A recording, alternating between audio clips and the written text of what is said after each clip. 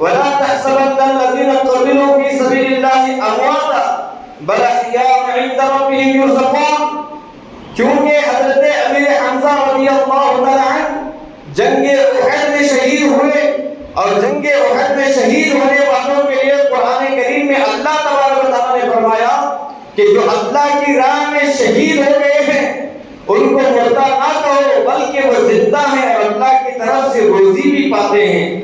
معزز سامعین کرام و برادران اسلام، جنگ احد یہ اسلامی دوسری جنگ ہے، اور یہ احد جنگ جو ہے یہ جنگ بدر جو رمضان المبارک کے 17 تاریخ کو پیش آئی تھی، اور اس میں اللہ کے رسول علیہ السلام کے جانثار صحابہ نے ان مکہ مکرمہ کے گھٹوں کو جو بچیوں کو دفن کر دیا کرتے تھے، ماؤں کے ساتھ زنا کیا کرتے تھے، اللہ تبارک و تعالیٰ کے مقدس گھر میں مورتیاں رکھ کر اللہ کے گھر کو ناپاک کیا ہوا تھا، ایسے ظالموں کو 70 ظالموں کو جنگ بدر میں رمضان المبارک میں 313 صحابہ کرام نے 70 کافروں کو جہنم رسید کیا تھا. 70 کافروں کو جہنم رسید کیا تھا، اور مرنے والے کافر بھی اپنے قبیلے کے سردار تھے. اور وہ پہلے کے دور میں کسی قبیلے کے کسی انسان کو کوئی مارتا تھا تو اس کے گھر والے، اس کے چاہنے والے اپنے آپ پر فرض سمجھتے تھے اس کا بدلہ لینا. اب 70 کافروں کو مارا تھا جنگ بدر کے اندر صحابہ نے، تو کافر جو 1000 کی تعداد کے مطابق تھے، مسلمانوں کو 313 کے آگے ٹک نہ پائے اور میدان چھوڑ کر بھاگ گئے. اب یہ ان کو ایک انتقام کا جذبہ ستانے لگا کہ ہمارے سرداروں کو مار دیا گیا ہے، کسی طریقے سے ہمیں اس کا بدلہ لینا ہے. معزز سامعین کرام و برادران اسلام، تاریخ کے اندر ہے کہ ان کفار مکہ نے 1 سال تک جو تجارت کرتے تھے، تجارت میں جو نفع ملتا تھا وہ سارے لوگ وہ نفع کو جمع کرتے تھے اور اس سے ہتھیار خریدتے تھے، جنگ کی تیاری کرتے تھے. بچے کے اندر انتقام کی آگ بھڑک چکی تھی کہ کسی طریقے سے ہم مسلمانوں سے بدلہ لیں گے کہ جنگ بدر میں ہمارے بڑوں کو انہوں نے مارا ہے. 1 سال تک اس طریقے سے انہوں نے تیاری کی. آپ سوچئے کہ 1 سال تک روپیہ پیسہ جمع کر کے ہتھیار خریدے تو کیسی تیاری ہوئی ہوگی. 1 سال تک اپنے نوجوانوں کو انہوں نے ٹریننگ دی تو کیسی تیاری ہوئی ہوگی. اللہ اکبر، جب 1 سال مکمل ہو گیا تو اب یہ مدینہ منورہ پر چڑھائی کرنے کے لیے اللہ کے رسول علیہ السلام اور ان کے جانثار ساتھیوں کو مٹانے کی نیت سے 3000 کافروں کا لشکر لے کر مدینہ طیبہ چڑھائی کرنے کے لیے آئے. معزز سامعین کرام و برادران اسلام، اب 3000 کی تعداد میں کفار و مشرکین ہیں. اب پتہ کب چلا حضور اکرم صلی اللہ علیہ وسلم کو؟ عید کے 3 دن یا 4 دن کے بعد حضور علیہ السلام کو اس کی اطلاع ملی کہ مکہ کے کفار حملے کے لیے آ رہے ہیں. معزز سامعین کرام و برادران اسلام، اب حضور علیہ السلام اب 10 دن کا فاصلہ بچا ہے. ان کی تیاری 1 سال کی خوب ہتھیاروں کے ساتھ اللہ اکبر آئے تھی، تو ایک ان کے ساتھ اونٹوں کا ایک لشکر تھا کہ وہ ہر دن ایک اونٹ ذبح کرتے تھے، پیٹ بھر کے کھاتے تھے، اور ناچنے والی عورتوں کو بھی لائے تھے. وہ ناچ کر کے نوجوانوں کو خواہشات نفس پورا کرنے کے لیے بھڑکاتی تھی، اور وہ نوجوان کفار کو کہتی تھی کہ اگر تم اس جنگ میں شریک ہو کر جیت جاؤ گے، مسلمانوں کو مارو گے، قتل کرو گے، تو تم میرے ساتھ ایک رات بتاؤ گے. اس طریقے سے پلاننگ کر کے ناچنے والی عورتوں کو لا کر کے شباب و کباب میں ڈوب کر، نشے میں ڈوب کر 3000 کا قافلہ میدان احد میں آیا. ادھر حضور علیہ السلام نے حضرت بلال سے فرمایا کہ اے بلال، جاؤ مدینہ منورہ کے گلیوں میں یہ ندا دے دو کہ اسلام کے پرچم کی بلندی کا وقت آ گیا ہے. وہ لوگ جو بستروں پر آرام کر رہے ہیں، وہ لوگ جو نفلی عبادتوں میں مشغول ہیں، وہ لوگ جو رات کے اندھیرے میں اپنے آنسوؤں کو بہا کر کے اللہ کو راضی کرنے میں لگے ہیں، ان تک میرا پیغام پہنچا دو کہ حضور علیہ السلام کے قدموں میں اپنے جانوں کا تحفہ پیش کر کے اسلام کے جھنڈے کو بلند کرنے کا وقت آ گیا ہے۔ معزز سامعین کرام، حضرت بلال رضی اللہ تعالیٰ مدینہ منورہ کے گلیوں میں رات کی تاریکی میں منادی ندا دیتے ہوئے نکل پڑے، اعلان کرتے ہوئے نکل پڑے، اے مسلمانوں جو اپنے بستروں پر آرام کر رہے ہو، اپنے نیندوں کو قربان کرو، جو نفلی عبادتوں میں لگے ہو اپنی نفلی عبادتوں کو ترک کرو، جو اللہ کی بارگاہ میں رو کر کے اسے منانے میں لگے ہو رونا بند کر دو، اور چلو حضور اکرم صلی اللہ علیہ وسلم کی طرف سے جو پیغام آیا ہے اپنے جانوں کا تحفہ پیش کر کے اسلام کے پرچم کو بلند کرنے کا وقت آ گیا ہے۔ معزز سامعین کرام و برادران اسلام، اب یہ باتیں میں آپ کو اس لیے کہہ رہا ہوں کہ میرے نوجوانوں کو معلوم پڑے کہ حضور علیہ السلام کے دنیا میں آنے کا مقصد کیا تھا۔ اللہ اکبر، حضرت بلال رضی اللہ عنہ گلیوں میں ندا دیتے دیتے گزر رہے ہیں، اللہ اکبر۔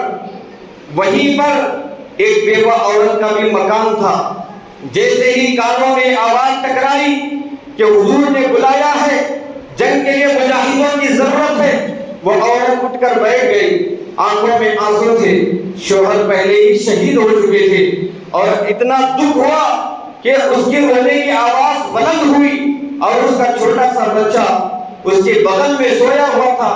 ماں کی رونے کی آواز کو سننے کے بعد وہ بچہ اٹھ کر بیٹھ گیا اور ماں سے پوچھنے لگا کہ مائی تیرے آنکھوں میں آنسو کیسے، تو رو کیوں رہی ہے، کیا تجھے میرے والد کی یاد آ گئی ہے، میرے ابا کی یاد آ گئی ہے جو تو آنکھوں سے آنسو بہا رہی ہے؟ ماں نے کہا بیٹا، مجھے تیرے والد کی یاد نے آنکھوں میں آنسو بہانے کے لیے مجبور نہیں کیا ہے، ابھی تھوڑی دیر پہلے نبی کا مؤذن بلال یہ ندا دیتے دیتے یہاں سے گزرا ہے کہ اسلام کے پرچم کے لیے مجاہدوں کی ضرورت ہے، اور میں اس لیے رو رہی ہوں کہ میرے پاس حضور علیہ السلام کی بارگاہ میں مجاہد بنا کر کے پیش کرنے کے لیے کوئی نوجوان اولاد نہیں ہے جسے میں آخرت کا دولہا بنا کر کے اسے حضور علیہ السلام کی بارگاہ میں پیش کر دی۔ سب دینے والے نبی آج طلب کرتے ہیں تو میرے پاس دینے کے لیے کوئی نوجوان بیٹا نہیں، اگر میرے پاس بھی کوئی نوجوان بیٹا ہوتا تو میں جہاد کے لیے اسے سجا کر کے حضور کی بارگاہ میں پیش کر دیتی۔ اللہ اکبر۔ وہ چھوٹے سے بچے نے یہ سنا تو کہا ماں تو رو نہیں، تیرے پاس کیا ہوا اگر نوجوان بیٹا نہیں ہے، لیکن میں چھوٹا سے ہی میں تو ہوں، تو مجھے ہی میرے آقا علیہ السلام کے بارگاہ میں پیش کر دے۔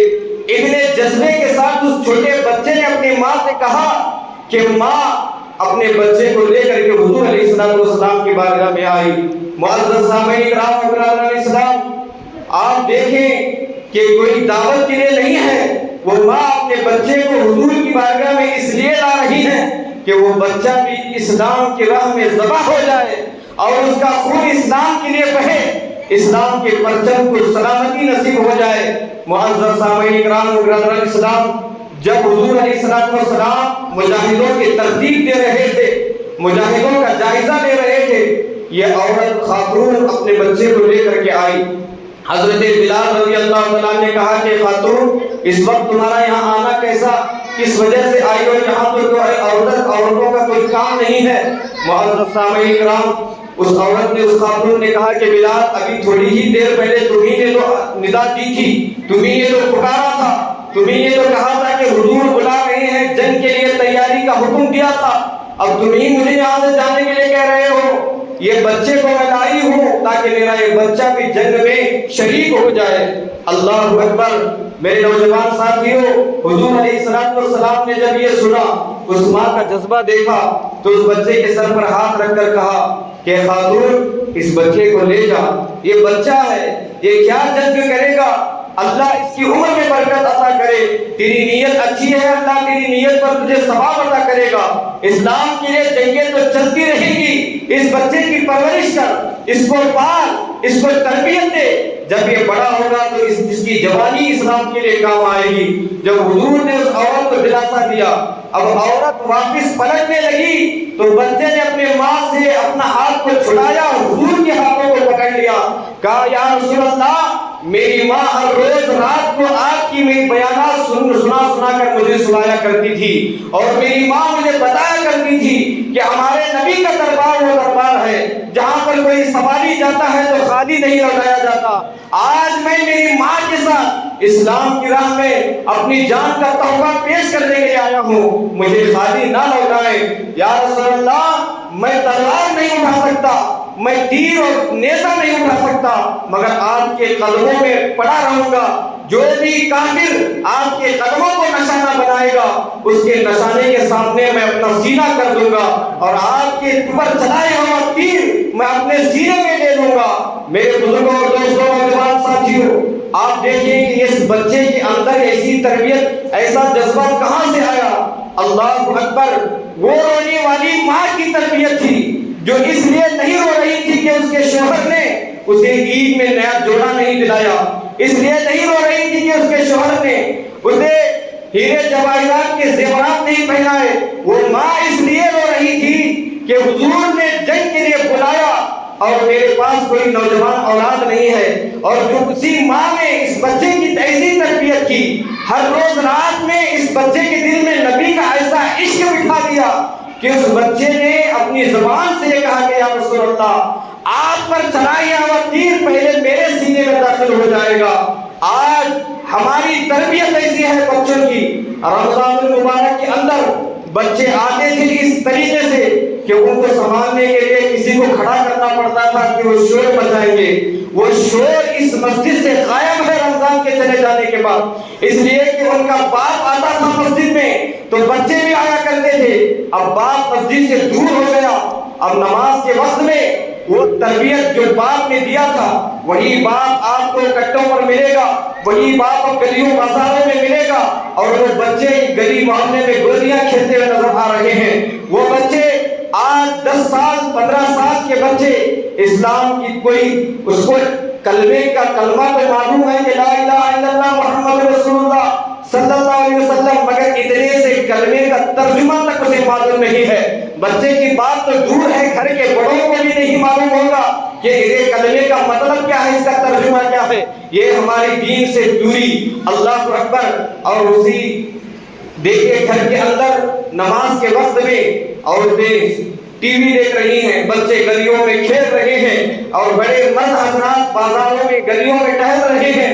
یہ ہمارا حال ہے، مگر اللہ آپ دیکھیں دعائیں کرتے ہیں، کاش کہ ہمیں بھی حضور علیہ السلام کے زمانے میں اللہ پیدا کرتا تو کتنا اچھا ہوتا۔ ہم سرکار کی زیارت کرتے، کبھی آئینے میں اپنا چہرہ دیکھنا، پھر اپنی دعا پر غور کرنا۔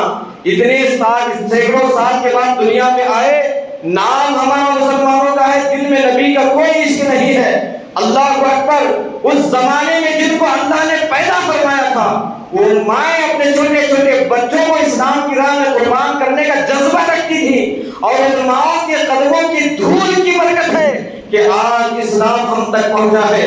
وہ قربانی دینے والی مائیں نہ ہوتی تو اسلام شاید ہم تک نہ پہنچتا۔ اللہ اکبر!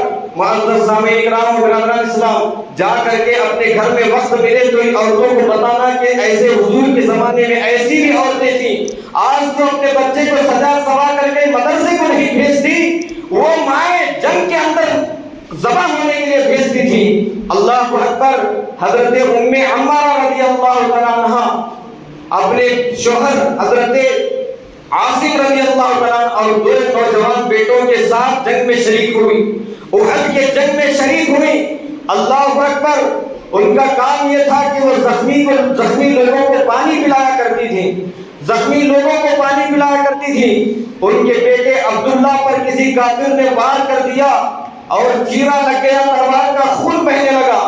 اب سوچئے کہ ماں کے سامنے جوان بیٹے پر تلوار کا وار ہوا ہے، وہ ماں اپنے کپڑے کو پھاڑ کر کے پٹی باندھتی ہے بیٹے کو اور کہتی ہے کہ عبداللہ اٹھو اور اسلام کے لیے آگے بڑھو، عبداللہ اٹھو اپنی جان کا تحفہ اسلام کے لیے پیش کرو۔ وہ بیٹے کو اٹھا کر کے پھر جنگ کے میدان میں بھیج دیتی ہے۔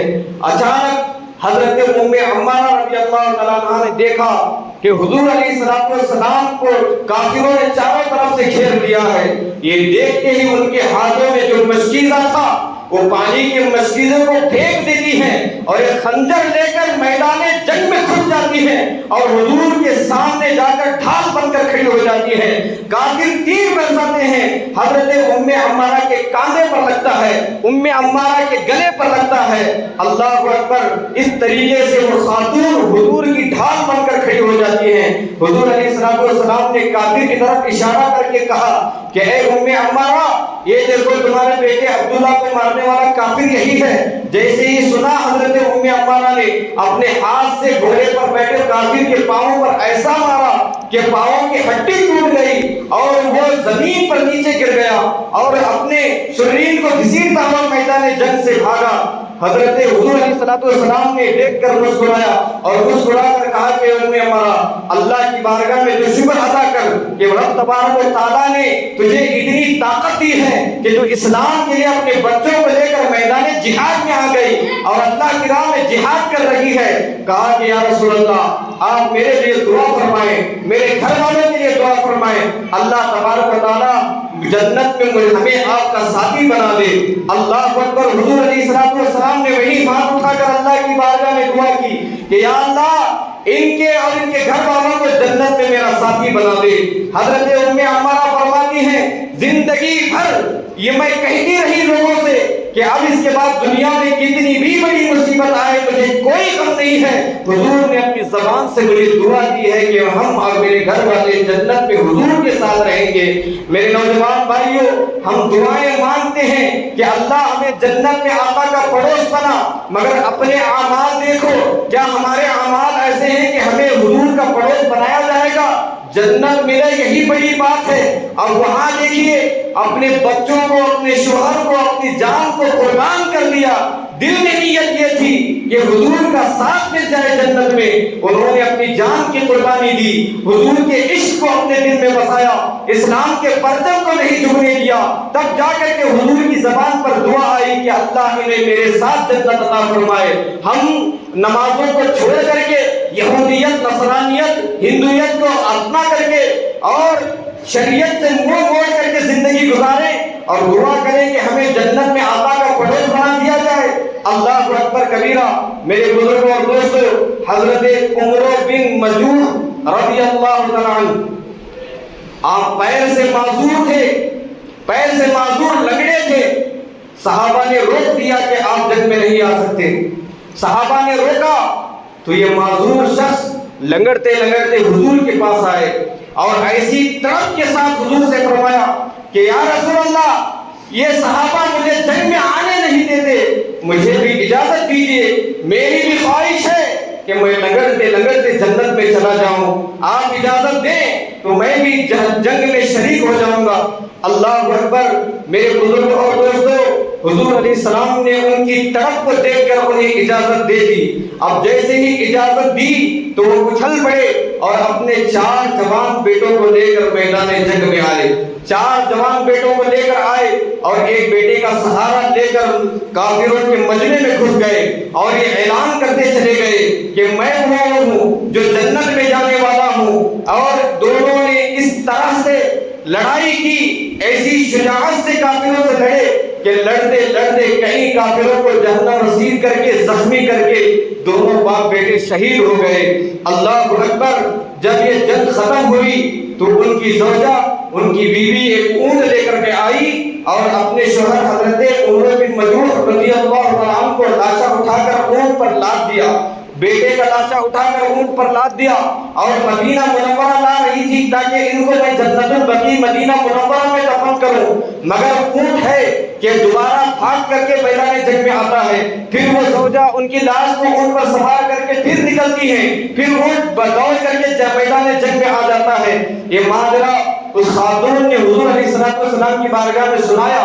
سرکار نے فرمایا کہ جب یہ معذور صحابی جنگ کے لیے گھر سے نکل رہے تھے تو انہوں نے کچھ کہا تھا؟ کہا بیوی نے ہاں یا رسول اللہ، انہوں نے اللہ کی بارگاہ میں دعا کی تھی کہ یا اللہ میں میدان جنگ میں تیرے اسلام کی خاطر جا رہا ہوں، مولا مجھے پلٹ کر دوبارہ گھر آنے کی توفیق نہ دینا، اسی جنگ میں شہید ہو کر اسی زمین میں دفن ہونے کی مجھے توفیق عطا کر دینا۔ معزز سامعین کرام و برادران اسلام، حضور نے فرمایا یہی دعا اللہ نے قبول کر لی ہے، اب یہ پلٹ کر یہ تو کیا ان کا لاشا بھی گھر نہیں جائے گا، اب ان کو یہیں پر مدفن کر دیا جائے گا۔ معزز سامعین کرام و برادران اسلام، احد کے جنگ کا وہ واقعات ہیں جو کلیجہ چیر دیتی ہیں۔ اللہ اکبر، بچوں کا شوق شہادت ایسا تھا کہ حضرت خدیج رضی اللہ تعالیٰ عنہ جب حضور ترتیب دے رہے تھے غازیوں کو کھڑا کر کے تو بچے لائن میں تھے ان کو نکالا جا رہا تھا کہ بچے نکل جائیں۔ جب حضرت خدیج رضی اللہ تعالیٰ عنہ نے دیکھا کہ بچوں کو لائن سے نکال دیا جا رہا ہے، جنگ میں نہیں لے جائیں گے، تو وہ پنجوں کے بل اس طرح کھڑے ہو گئے تاکہ میں اونچا لگوں اور حضور مجھے بھی جنگ میں لے جائیں۔ سرکار دو عالم صلی اللہ علیہ وسلم نے ان کے جذبے کو دیکھا اور بڑے کمال کے تیر انداز بھی تھے۔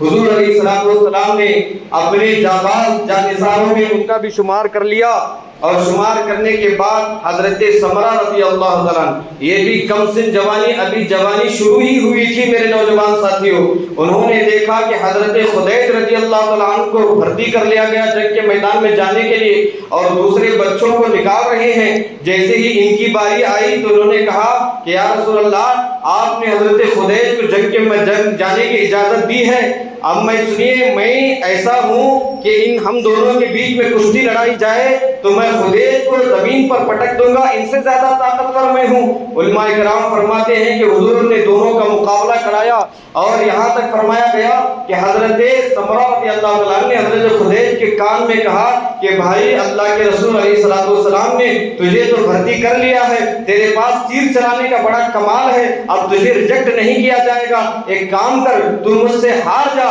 تاکہ جنگ میں مجھے بھی سرکار لے جائیں۔ معزز سامعین کرام، یہ کوئی راشن لینے کے لیے نہیں جا رہے تھے، کمبل وغیرہ کپڑے لینے کے لیے نہیں جا رہے تھے، جان کا تحفہ اللہ کی بارگاہ میں پیش کر کر کے اسلام کے پرچم کو بلند کرنے کے لیے جا رہے تھے۔ اللہ اکبر، وہ کیسا عشق رسول تھا، وہ کیسا عشق خدا تھا، وہ کیسے مسلمان تھے جن کے دل میں اسلام کی اتنی فکر تھی۔ اللہ اکبر، دونوں کو شریک کر لیا گیا۔ حضرت سمرہ نے کشتی میں حضرت خدیج کو ہرا دیا تو دونوں کو شامل کر لیا گیا۔ اللہ اکبر، معزز سامعین کرام، ایک طرف احد کے میدان کے اندر 3000 کافر اور کباب، شراب، ناچ گانا سب کچھ چل رہا ہے، اور ایک طرف 700 جانثار حضور علیہ السلام کے ساتھ جو اچانک جنگ کی تیاری کر کے آئے تھے، اور وہ 3000 کافر ایک سال سے جنگ کی تیاری کی تھی۔ اللہ اکبر، لیکن ایسے لڑے کہ کافروں کے قدم اکھڑ گئے میدان جہاد سے اور وہ پیٹھ دکھا کر بھاگ گئے۔ اب ہوا ایسا کہ حضور علیہ السلام نے احد کی پہاڑی پر 50 صحابہ جو تیر چلانے میں بڑا کمال رکھتے تھے، 50 صحابہ کو کھڑا کر دیا تھا اور کہا تھا کہ کچھ بھی ہو جائے تمہیں پہاڑی سے نیچے نہیں اترنا چاہیے۔ اب ہوا یوں کہ جب یہ کافروں کے قدم اکھڑ گئے، کافر پیٹھ دکھا کر بھاگ گئے، تو ان 50 میں 40 نے کہا کہ چلو جنگ ختم ہو چکی ہے، کافر اپنا سامان چھوڑ کر بھاگ چکے ہیں اور یہ سامان کو اٹھا کر ہم حضور کی قدموں پہ رکھ دیتے ہیں۔ لیکن 10 نے کہا نہیں، حضور نے یہ فرمایا ہے کہ کچھ بھی ہو جائے یہ پہاڑی چھوڑ کر اترنا نہیں ہے۔ وہ 40 صحابہ نے یہ سمجھا تھا کہ حضور نے جب تک جنگ چلتی ہے تب تک اترنے کا ہم نے کہا تھا، اب تو جنگ ختم ہو گئی ہے، اب اترنے میں کوئی حرج نہیں ہے۔ یہ سمجھ کر کے 40 صحابہ پہاڑی سے اتر گئے اور 10 صحابہ وہیں پر کھڑے ہو گئے کہ جب تک حضور علیہ السلام کا حکم نہیں ہوگا ہم نہیں اتریں گے۔ اب یہ 40 صحابہ پہاڑی چھوڑ کر جب اترے، جو کافر بھاگے تھے اسی پہاڑی سے دوبارہ پلٹ کر کے وہ اچانک مسلمانوں پر وار کر دیتے ہیں۔ بڑی اسلام کی نقصان دہ جنگ ہے جنگ احد۔ 70 بڑے بڑے صحابہ شہید ہوئے، اور اس میں حضور علیہ السلام کے چچا حضرت حمزہ رضی اللہ تعالیٰ عنہ جو میدان بدر میں جس نے عتبہ کو مارا تھا اور عتبہ ہند کے والد تھا، جو خاتون تھی ہند، بعد میں وہ ایمان لے آئے.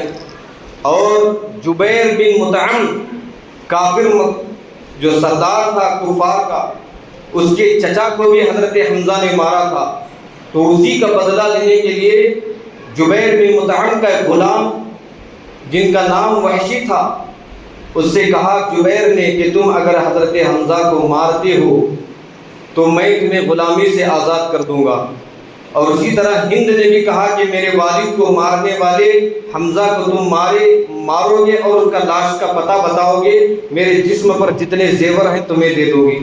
معزز سامعین کرام، تو میدان احد میں حضرت حمزہ رضی اللہ تعالیٰ عنہ کو ایک چٹان کے پیچھے چھپ کر کے وحشی نے ایسا نیزہ مارا کہ وحشی نیزے میں ماہر تھا.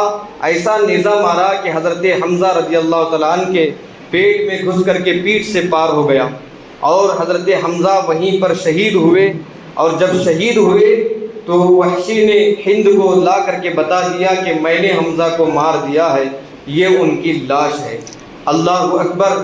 پھر ہند نے حضرت حمزہ رضی اللہ تعالیٰ عنہ کے انگلیاں کاٹی، ان کی ناک کاٹی، ان کے کان کاٹے اور ان کی زبان کاٹی، اور کہا وحشی سے کہ ان کا سینہ چیرو.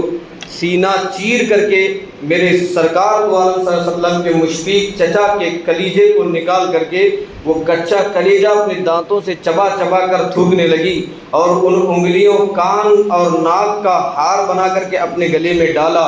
حضور علیہ الصلوۃ والسلام نے اپنے چچا کا یہ منظر دیکھا تو بڑے پریشان حال ہو گئے، بڑا دکھ ہوا، اور کہا کہ اے حمزہ، تم تو اللہ اور اس کے رسول کے شیر تھے، تم بہت بھلائی کرنے والے اور اپنے بھتیجے پر کوئی آنچ نہ آنے والے بڑے مشفق چچا تھے.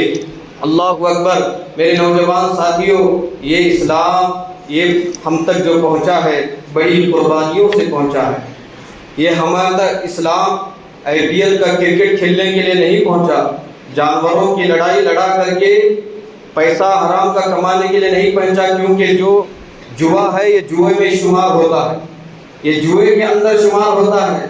تم یہ سب چیزیں اس لیے کرتے ہو کہ تم نے اسلام کی تاریخ ہی نہیں پڑھی، کس طرح سرکار کے گھر والوں نے اپنے خون کا تحفہ، اپنے سروں کا تحفہ دے کر اس پرچم اسلام کو بلند کیا، اسلام کے شجر کو ہرا کیا. یہ تاریخ تم نے نہیں پڑھی ہے، آج اسی لیے تم ان گناہوں میں ملوث نظر آتے ہو. اگر تم تاریخ پڑھتے کہ 10 سال کا ایک بچہ حضور علیہ السلام پر کس طرح قربان ہو گیا، اگر تاریخ پڑھتے کہ اسی جنگ کے میدان میں ایک خاتون ایسی تھیں جو دوڑتی ہوئی، شیطان نے افواہ اٹھائی کہ حضور علیہ السلام شہید ہو گئے، یہ سن کر کے مدینے سے دوڑی تھی اور لوگوں کو پکڑ پکڑ کر پوچھتی تھی کہ میرے آقا کیسے ہیں، میرے آقا کیسے ہیں. بتانے والے بتاتے جا رہے ہیں تیرا بیٹا شہید ہو گیا، کوئی بتا رہا ہے تیرا شوہر شہید ہو گیا، کوئی بتا رہا ہے تیرا باپ شہید ہو گیا، کوئی کہہ رہا ہے تیرا بھائی شہید ہو گیا. اس عورت کا بیٹا شہید ہو گیا تھا، باپ، بھائی اور شوہر شہید ہو گیا تھا، مگر وہ پوچھتی رہی کہ آقا کیسے ہیں. جب کسی بتانے والے نے بتایا تھا الحمدللہ اللہ کے رسول محفوظ ہیں، تو اس عورت نے کہا تھا جب اللہ کے رسول محفوظ ہیں تو سارا جہان محفوظ ہے، مجھے کسی چیز کا غم نہیں ہے. معزز سامعین کرام، اس طرح اپنی گود کو اجاڑ کر کے، اپنے ہنستا کھیلتا گھر کو اجاڑ کر کے ان خاتون نے اپنے بچوں کا تحفہ اسلام کو دے کر کے یہ اسلام کے پرچم کو ہم تک پہنچایا ہے. حضرت حنظلہ کے بارے میں جانتے ہو؟ اللہ اکبر. حضرت حنظلہ جن کی شادی ہوئی تھی، جس رات میں حضرت بلال آواز دے رہے تھے جنگ کے لیے چلو اللہ کے رسول نے بلایا ہے، ان کی شادی کی پہلی رات تھی، سہاگ رات تھی. آپ جانتے ہیں کہ سہاگ رات کتنی قیمتی ہوتی ہے زندگی کے اندر. جب ان کے کانوں میں یہ بات پڑی کہ حضور نے بلایا ہے، فوراً اٹھ کر کھڑے ہو گئے، اور کھڑے ہونے کے بعد کپڑے پہن کر اپنے ہتھیار کو سجا رہے تھے. دلہن نے پوچھا تھا کہ آپ مجھے ایسی رات میں چھوڑ کر کہاں جا رہے ہیں؟ کیا میں آپ کی محبوب نہیں ہوں؟ کہا تو بھی محبوب ہے، مگر تجھ سے بڑھ کر وہ محبوب نے بلایا ہے جس کے صدقے میں اللہ نے کائنات بنائی ہے. اس محبوب کے بلاوے پر میں جا رہا ہوں، اب مجھے کسی کی محبت روک نہیں سکتی. اللہ اکبر. اس وقت، اس دور، اس باقی پاکیزہ زمانے کی بیویاں بھی ایسی تھیں کہ سرتاج آپ پہلی رات میں مجھے چھوڑ کر تو جا رہے ہیں، اگر آپ شہید ہو جائیں تو جنت میں مجھے بھی اپنے ساتھ میں لے جانا۔ اللہ اکبر۔ وہ پہلی رات کا دولہا یہ بھی ان کو معلوم نہیں ہے کہ میں بیوی کے ساتھ تھا، غسل واجب ہو گیا تھا۔ جیسے ہی سرکار کی ایک آواز کانوں میں ٹکرائی فوراً نکل پڑے اور جنگ میں شہید ہو گئے۔ اب جب جنگ کے بعد لاشیں اٹھا رہے تھے مسلمانوں کے، حضرت حنظلہ رضی اللہ تعالیٰ عنہ کی لاش مبارکہ ہی نہیں ملا۔ حضور علیہ الصلوۃ والسلام نے فرمایا کہ حضرت حنظلہ میری طرف سے آواز لگانے پر یہ بھی بھول گئے تھے کہ مجھے غسل کرنا ہے، اور ذوق جذبہ شہادت کو پانے کے لیے میری محبت میں ایسے ہی چلے آئے تھے، اس لیے فرشتے آج ان کو غسل دے رہے ہیں۔ معزز سامعین کرام و برادران اسلام، اس طرح جوانی کا تحفہ، اس طرح بچپنا لٹا کر کے ان بڑے بزرگوں نے ہم تک اسلام پہنچایا ہے۔ اس لیے اپنے دلوں کے اندر اسلام کی محبت کو پیدا کرو، اپنے دلوں کے اندر اپنے بچوں کے اندر سرکار کی سچا عشق پیدا کرو، تاکہ یہ جوانی، یہ بچپن، یہ ہمارا گھر، یہ ہماری اولاد، یہ ہماری نسل حضور کے دین پر قربان ہونے کا جذبہ پیدا کر سکے، حضور کی سنتوں پر عمل پیدا ہونے کا جذبہ پیدا کر سکے۔ معزز سامعین کرام و برادران اسلام، جنگ احد شوال المکرم کے 15 تاریخ کو رونما ہوئی۔ 70 بڑے بڑے صحابہ دردناک شہادت پائی ہے، اور کل کا دن ہے، آج 14 شوال ہے، کل 15 شوال ہے۔ آپ تمامی حضرات کو اللہ تبارک و تعالیٰ نے توفیق دی ہے تو ان شہداء کرام کے نام پر احسان ثواب کریں اور ان کی زندگی کو پڑھیں، اپنے اندر وہ جذبہ پیدا کریں اسلام سے محبت کا، اور اپنی اولاد کو حضور علیہ الصلوۃ والسلام کی باتیں سنائیں، ان جانثاروں کا تاریخ سنائیں، تاکہ ان کو بھی معلوم پڑے کہ حضرت امیر حمزہ کون ہے، ان کو معلوم پڑے کہ خالد بن ولید کون ہے، انہیں معلوم پڑے کہ عمر فاروق اعظم رضی اللہ تعالیٰ عنہ کون ہے۔ اللہ اکبر۔ اللہ تبارک و تعالیٰ کی بارگاہ میں دعا ہے کہ پروردگار عالم ہم تماموں کو بھی سرکار دو عالم صلی اللہ علیہ وسلم کی شریعت پر سختی سے عمل پیرا ہونے، حضور